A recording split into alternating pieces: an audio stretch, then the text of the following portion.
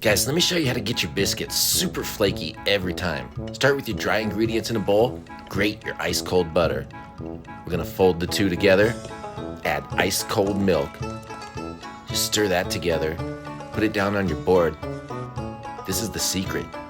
No rolling pins, just use your hands. Flatten it out and fold it over. Flatten it out and fold it over. We're building layers. We wanna do this 5 or 6 times. We're gonna cut out our biscuits.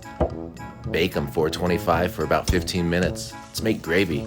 Pork sausage, flour, milk, black pepper. That's it. Add a little salt if you want, but my sausage had enough flavor I didn't need it. Those are ready, let's build. Look at all those layers in there. Okay, I got an extra piece of sausage. I'm gonna smother this thing in gravy. I like to top it with an egg and some hot sauce. Man, just get in there and enjoy. What a treat.